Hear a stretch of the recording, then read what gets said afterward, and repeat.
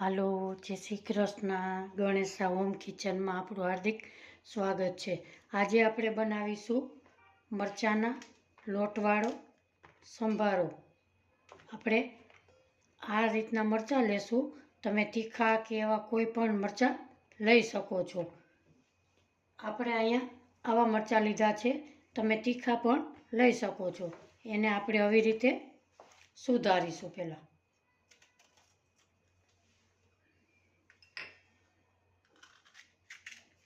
આવી રીતે તમે 4 ચીરું કરી અને નાના નાના ટુકડા કરી શકો છો. આવી રીતે આ મરચાં કૂણા છે એટલે બી કાઢવાની જરૂર નથી રહેતી. આ મરચો શાક, આ સંભારો તમે શાકની જગ્યાએ પણ ખાઈ શકો છો.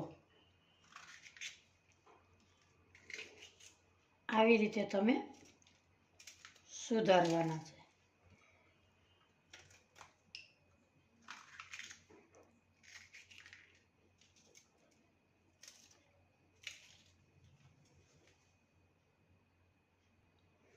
આપણે બધા મરચાં સુધારી લીધા છે આવી રીતે. હવે ગેસ પર તેલ મૂકશું. આપણે અહીંયા ગેસ ઉપર બાઉલ મૂકેલું છે. એમાં 3 ચમચી તેલ ઉમેરીશું.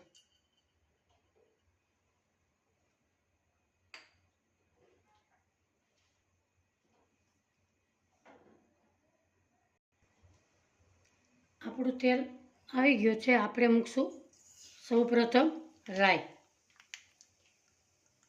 રાઈ સોતળા જાય એટલે મૂકશું આપણે સૂકી મેથી.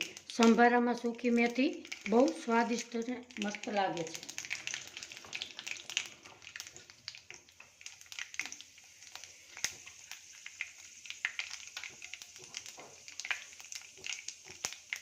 જીરું સોતળા જાય, મેથી સોતળા જાય એટલે નાખશું આપણે હિંગ.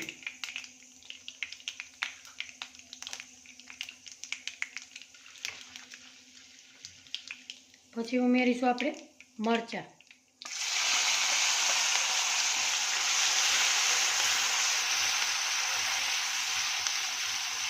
મારો વિડીયો જોતા હોય તો લાઈક કરજો, શેર કરજો, સબસ્ક્રાઈબ કરજો.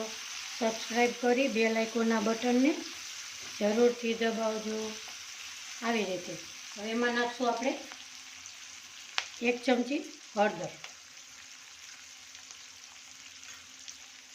સ્વાદ પ્રમાણે નિમક.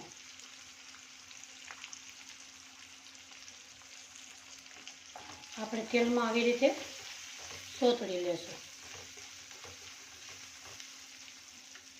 આ સંભારો ખાવામાં સ્વાદિષ્ટ બહુ જ સરસ લાગે છે. તમે શાકની જગ્યાએ પણ ઉપયોગ કરી શકો છો.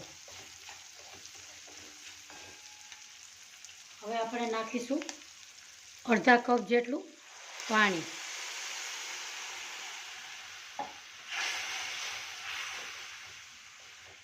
બે મિનિટ એને ઢાંકી દેશું.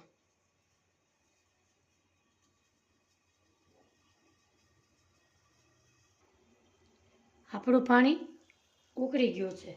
હવે આપણે એને ધીમો ગેસ કરીશું. પછી આપણે આવી રીતે માથે લોટ ઉમેરીશું.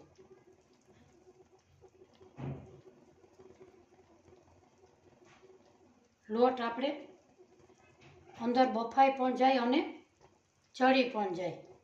એટલે આવી રીતે આપણે લોટ ફરતી ફરવેરી અને 1 સેકન્ડ આપણે ઢાંકી દેશું.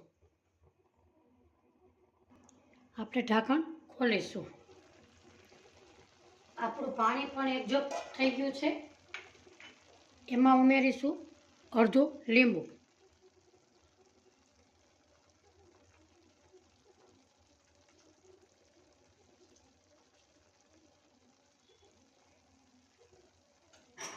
અડધી ચમચી ખાંડ. હવે આપણે મિક્સ કરીશું.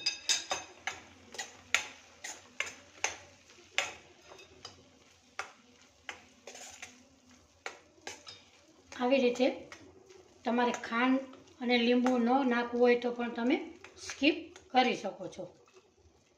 અને 2 મિનિટ આપણે સોતળવા દેશું. આપણો લોટ સરસ ચડી ગયો છે. આપણે હવે એક બાઉલમાં સર્વ કરીશું. આજની મારી રેસીપી તમને કેવી લાગી એ કોમેન્ટ બોક્સમાં જરૂરથી જણાવજો.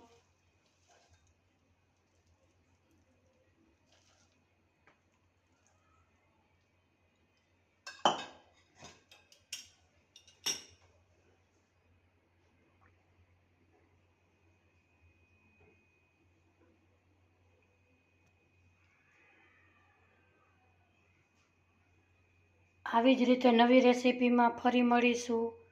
આવજો, બાય, જય શ્રી કૃષ્ણ.